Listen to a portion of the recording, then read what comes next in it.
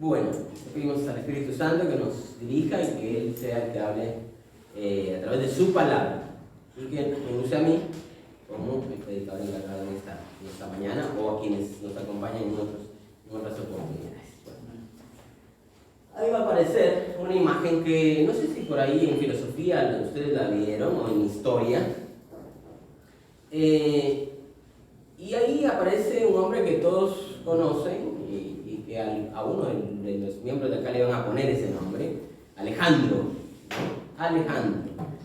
Recordemos que el papá era Filipo. Filipo era rey de Macedonia y que de alguna forma adoraba a su hijo Alejandro y le trató de dar la mejor educación que había en su momento.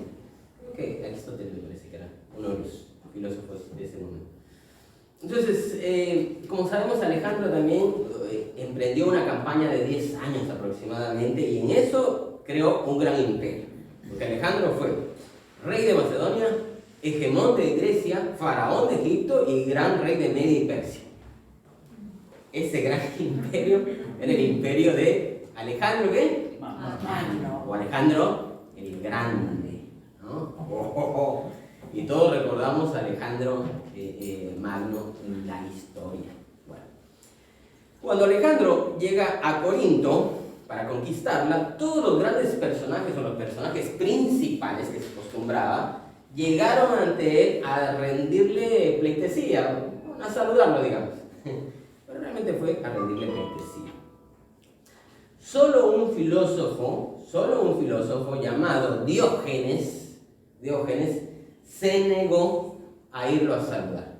Y eso, imagínate, para este hegemón de Grecia, faraón de Egipto, gran rey de Media y Persia y rey de Macedonia.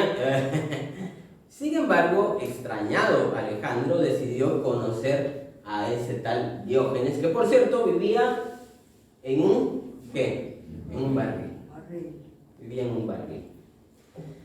Bueno, admirado por la sencillez y humildad con que vivía, le preguntó: ¿qué quieres que te conceda? Le dice Alejandro a Diógenes, para que seas feliz.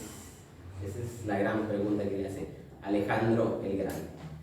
Diógenes, sin moverse de la postura en que se hallaba, miró al monarca y respondió: que te apartes un poco y me dejes disfrutar del sol. En lugar de molestarse, él, rey de Macedonia, hegemón de Grecia, faraón de Egipto, gran rey de Media y Persia, en lugar de molestarse, le llamó mucho la atención y agradó de alguna forma la respuesta que le dio Diógenes, y dirigiéndose a los que habían llegado a saludarle, y a su séquito y a todos los guardias seguramente, le dice: de no ser yo Alejandro, quisiera ser Diógenes. Mirá qué interesante. De no ser yo Alejandro, quisiera ser Diógenes. Ahora, hoy en día es muy difícil, me parece a mí, no sé si ustedes están de acuerdo conmigo, pensar en Diógenes como alguien a imitar, porque de alguna forma el ideal, ¿quién es? Alejandro, ¿no? El ideal es Alejandro. Dejémonos de cosas, el ideal es Alejandro, no Diógenes. Sin embargo, a mí me parece que en la Biblia a veces Dios favorece las actitudes de sencillez y humildad que tuvieron Diógenes en lugar del ideal de poder y autoridad que Alejandro representaba. Mirá qué interesante, ¿no? Ahora, ¿por qué digo esto? ¿A qué me refiero? Bueno, lo vamos a ver a continuación a través de nuestro tema que va a aparecer ahí en pantalla. Una entrada que seguramente a algunos de ustedes les llamó la atención, una entrada casi triunfal. ¿Cómo así que casi? ¿Qué pasa con Oscar? Que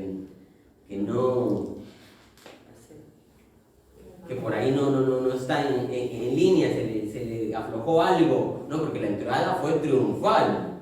Eso dice todo el mundo, o se explica, ¿no? Bueno, déjenme explicar por qué digo yo que es una entrada casi triunfal, basado en el libro de Juan.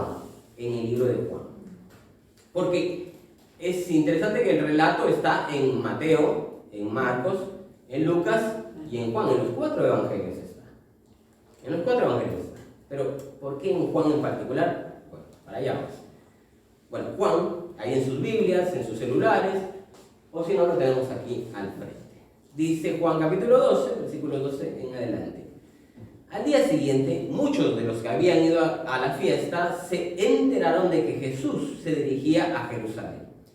Tomaron ramas de palma y salieron a recibirlo gritando a voz en cuello: Hosana, bendito el que viene en el nombre del Señor, bendito el Rey de Israel. Hermoso, todos conocemos este pasaje, ¿no? Sin embargo, habrán otras cositas que por ahí todavía hay que notar. Miren cómo sigue el 14. Jesús encontró, un burrito y se montó en él, como dice la Escritura. No temas, oh hija de Sión, mira que aquí viene tu rey montado sobre un burrito. Primero, se aleja mucho de lo que sería la entrada de un rey, ¿no? Que tendría que entrar ¿en qué? En un corcel, ¿no? Y entra en un burrito. Segundo, aquí Juan no, si ustedes se dan cuenta, acorta el relato. ¿Por qué? Porque en los evangelios sinópticos, o en los 3 evangelios restantes, lo que aparece es que hay toda una escena con el burrito. No sé si se acuerdan, que mandan, que ahí está, que ya saben para qué es, que lo pide su Señor. Pero no, Juan solamente dice: Jesús encontró un burrito y se montó en él, como dice las Escrituras.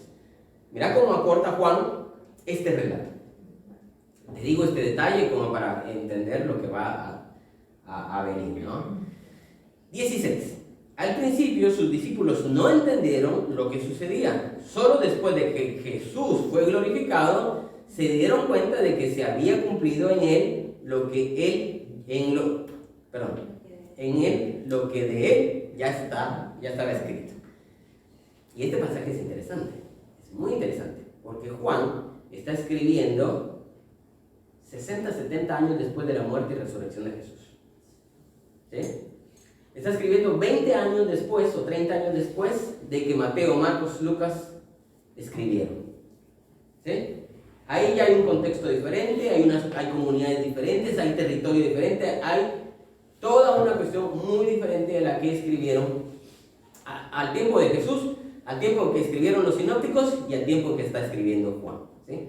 Síganme en esto porque ahí está la clave, ¿no? Bueno, dice Mateo, Marcos y Lucas concuerdan en el relato, como ya lo expliqué, en esto, en la palabra Hosana, y concuerdan también en lo referente al asno utilizado para la entrada triunfal con Juan. Pero Juan entonces se aleja un poquito de esta mirada que están haciendo los sinópticos. ¿Por qué? Porque Juan lo que hace es tomar el relato original, ¿sí? Viene y lo adapta para las necesidades de su iglesia. Es decir, su iglesia estaba necesitada de un mensaje, ¿no? Que por ahí el mensaje de Mateo no lo representaba. Y Dios inspira a Juan para tomar el relato, ¿no? Y ponerlo acá y darle el sentido que necesitaba la comunidad. Ahora, hay evidentemente dos temas quizá que por ahí Juan está tratando de enfatizar acá. Primero, recuerden que estamos hablando 60, 70 años después, ¿no? Muy pocos tal vez de los que vieron o estuvieron con Jesús están vivos, ¿no? Y entonces necesita reavivarse esa fe. ¿Cómo se reaviva esa fe? Con un relato. ¿De qué se está hablando ese relato en particular? Juan y el Espíritu de Dios toma a Juan y le hace escribir específicamente sobre la realeza de Jesús. ¿Sí? Quizá porque eso era lo que necesitaba la fe de ese pueblo, ¿no? Entender quién era su rey en medio de un contexto de reyes y reinas, ¿no? En medio del hombre que se declara rey, como lo hizo básicamente Alejandro, y ahí ven el contraste. Entonces, esos dos temas, hay dos temas entonces en particular que toma Juan. Primero, la realeza de Jesús. Las personas, si ustedes se dan cuenta, salen de la ciudad y tiran palmas, ¿no? ¿Qué hace aquí? Lo que se está ejecutando es como una especie de ritual de entronización, donde los reyes entraban, y como ya lo hemos visto, ¿no? El rey entraba a la ciudad, era vencedor, evidentemente, y compartía esa victoria con el pueblo.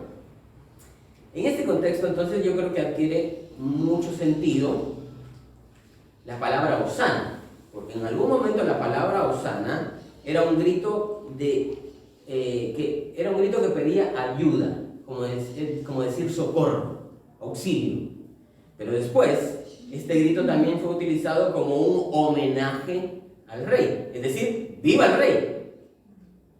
Y me parece que por ahí podría estar siendo muy contextualizado el mensaje, porque por ahí la comunidad de Juan, en lugar de un grito de socorro y de auxilio, necesitaba transformarlo en un grito de victoria.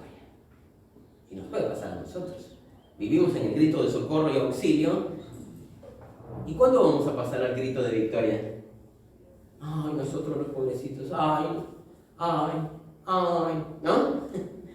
Y no podemos salir del grito de socorro y de auxilio cuando ya está dado el poder, ¿no? Y entonces creo que necesitamos pasar a Hosana, pero como grito de ¡viva el rey que está entre nosotros! ¿No? Creo que y ahí va tejiéndose lo que el Espíritu trata de comunicar con Juan a su comunidad o a nosotros. Porque ellos 90 años, 60, 70 años después, nosotros 2000 años después. ¿Cómo el Espíritu toma esas palabras y las adapta a nuestras vidas para que podamos pasar de un grito de socorro a un grito de victoria? Ahora, yo creo que Jesús como Rey nos hace parte de su victoria, ¿no? Nosotros somos su pueblo y como su pueblo nos hace parte de su victoria, ¿o no? ¿O solo es su victoria? No, porque dice que somos pueblo escogido. ¿Se acuerdan de esa frase? Somos pueblo escogido, o sea que somos parte de su pueblo, somos parte de esa victoria. Sin embargo, creo que a veces nos sentimos ajenos y exiliados de esa posición de victoria, ¿no? Nos volvemos otra vez, ¿no? Y no estamos en esa posición. Es cierto también que con el tiempo hay cosas que nos pueden hacer alejarnos de esa victoria y esa libertad. Miren lo que dice un gran maestro que decía en cuanto al exilio. Él decía que el exilio, existen 3 clases de exilio. Cuando se está en el exilio y somos oprimidos por otros pueblos, todos lo conocemos. Cuando somos oprimidos por otros de nuestra misma nacionalidad o nuestra misma raza, que ocurre, dentro de los países puede ocurrir inclusive esta segregación, esta opresión. Y el peor de los 3, dice este sabio, cuando una persona se oprime a sí misma, es decir, cuando sus impulsos lo esclavizan. Mira para él lo que es el exilio más fuerte, el que nosotros nos autoimponemos. Porque nos exiliamos de todo, nos exiliamos de la relación con nuestros hermanos, nos exiliamos de la relación con nuestros amigos, con nuestros familiares, nos exiliamos de vivir en victoria, nos exiliamos de vivir en paz, nos exiliamos de muchas cosas.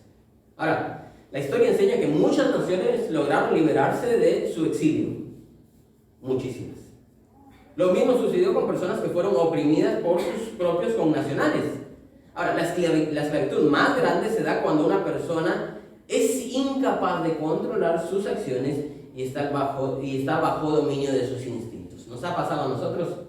¿A ustedes? ¿A mí? A mí sí. A mí sí. Muchas veces, a lo largo de nuestra vida, nos volvemos esclavos de nuestras acciones, de nuestras emociones, y no podemos controlar eso que está ahí. Y entonces entramos en desequilibrio. La libertad de Jesús y la paz de Dios no está con nosotros. Y ojo, volvemos, como siempre digo, no es que no podamos pasar por esas etapas. El tema es que esa etapa no se quede permanentemente ahí, ¿no? Que logremos remontar el vuelo. Ese es el gran desafío. Entonces es ahí donde necesitamos entender que el reinado del Hijo de Dios ha llegado a darnos libertad, ha llegado a darnos vida y vida en abundancia. Vivimos en esa vida en abundancia, vivimos en esa libertad y ahí está el gran desafío, me parece a mí. Yo creo que también me parece que el gran problema es cómo hemos entendido el concepto de reino entre nosotros. ¿Cómo hemos entendido el concepto de reino? ¿Por qué? Miren, a la luz de Juan, ¿por qué digo yo una entrada casi triunfal? Vamos tratando de explicar esto. En Juan, Jesús es un rey singular. En Juan, Jesús es un rey singular que no encaja en las categorías habituales de realeza. Ya lo vimos. No encaja en las categorías. Comparemos. Alejandro Magno, ¿no? Jesús. Alejandro Magno, ¿en qué? En un gran corcel. Imagino, hermoso, grande, peinadito, ¿no? Y aquí, el burrito, ¿no? El burrito. Encima del burrito. Pero las escrituras dicen que llegará montado en un burrito el rey de Israel. Así es que encaja en las categorías habituales de realeza. Me parece a mí que no. Hay muchas otras cosas que yo creo que también se entienden. Miren, volvamos otra vez ahí a repasar el 14 hasta el 17. Dice: Jesús encontró un burrito y se montó en él, como dice la escritura. No temas, oh hija de Sión, mira que aquí viene tu rey montado sobre un burrito. Primero, no temas, y voy a temer, si me decís no temas, y aquel tiene un gran corcel, y este tiene un burrito, por ahí no sé si creerte esto de no temer, ¿no? Pero aquí está asentado sobre lo que se ha dicho. Está asentado sobre las profecías, y esas tienen más valor que esa realidad que momentáneamente se ve. Entonces, dice el 16, al principio sus discípulos no entendieron lo que sucedía. Solo después de que Jesús fue glorificado se dieron cuenta de que se había cumplido en él lo que de él estaba escrito. 17, miren, la gente que había estado con Jesús cuando él llamó a Lázaro del sepulcro y lo resucitó de entre los muertos, seguía difundiendo la noticia. O sea, aquí hay un tema también de fondo, que es que Jesús realmente ha mostrado su poder en otras dimensiones, no en esas categorías de realeza, está en otras categorías muy distintas. Entonces, el segundo tema que para mí es importante en Juan es que los discípulos comprendieron la entrada triunfal únicamente después de que Jesús resucita. ¿Dónde yo lo veo? Ahí lo dice. ¿Cuándo fue que lo entendieron? Después de que murió Jesús, después de que resucitó Jesús. La entrada fue casi triunfal, porque sus discípulos no lo entendieron. ¿Cuándo lo entendieron? Después de esa entrada, después de que sufre, después de que muere, después de que resucita, ahí lo entendieron. Entonces la entrada no fue tan triunfal, ¿no? Por eso es que decía yo, me gustó el juego de palabras de una entrada casi triunfal, porque ahí creo que también nos representa a nosotros. A veces Dios trae mensajes para nuestras vidas y realmente no son tan triunfales en nosotros, porque le damos vueltas y vueltas y vueltas sabiendo qué es lo que tenemos que hacer, seguimos en eso y no es hasta mucho tiempo después que en algún momento cae la ficha y podemos liberarnos de eso. Pero pudimos habernos liberado antes, ¿no? Así es que ese segundo tema es que los discípulos comprendieron la entrada triunfal únicamente después de que Jesús resucita. Así es que su entrada fue una entrada casi triunfal porque no había comprendido qué clase de Mesías era Jesús. Ese es el tema, no habían entendido. Para ellos probablemente la entrada triunfal era la entrada similar a la que tendría que haber tenido Carlomagno o cualquier otro gran emperador. Pero Jesús entra desde otra dimensión, ¿no? Porque es otra clase de Mesías. Así es que los discípulos lo entendieron mucho tiempo después y así otras generaciones, porque los discípulos lo entienden después de que Jesús resucita. Pero las comunidades a las cuales escribe Juan, a las que escribe Mateo, Marcos y Lucas, lo entienden ¿cuántos años después? Eso está escrito en el 70 más o menos, Mateo, Marcos, Lucas. Así es que son 30 años después, 40 años después. Y después la comunidad de Juan, cuando escribe Juan, que es en el 90, en el 100 aproximadamente, entienden mucho tiempo después. Mira cómo esto trae un efecto de bendecir a otras generaciones y de entender en otra dimensión o en mayor profundidad esa entrada triunfal de Jesús. Así es que creo que también entendieron que su entrada era distinta a la de los reyes que buscaban. ¿Qué buscaban los reyes de su tiempo? Gloria y poder. Y en lugar de eso encontraron humildad y servicio. Eso es muy diferente, ese reino, muy diferente. ¿Se recuerdan ustedes, ya para ir terminando y haciendo algunas conclusiones, se recuerdan ustedes cuando van dos discípulos y están como peleando, ¿no? ¿Y quién va a ser el primero? ¿Quién se va a sentar a la diestra de Jesús? ¿Quién se va a sentar a la izquierda de Jesús? Y andaban ahí discutiendo sobre eso, y Jesús después les pregunta, ¿y qué andaban discutiendo ustedes allá en el camino? Bueno, no, ¿quién va a estar a tu derecha, a tu izquierda? ¿Y qué le dice Jesús? Están equivocados ustedes. Están equivocados. Los reyes de la tierra, ¿qué buscan? Gloria y poder. Pero entre ustedes, ¿qué les dice? No será así. Más bien, el que quiera ser grande, tiene que ser el último o servir. Entonces, ¿está dentro de las categorías de realeza su reino? No. Ahora, es este mismo Juan que también escribe el Apocalipsis y que entendemos como ese cordero que se transforma en quien regresa en victoria. Pero miren qué interesante cómo lo describe Juan acá.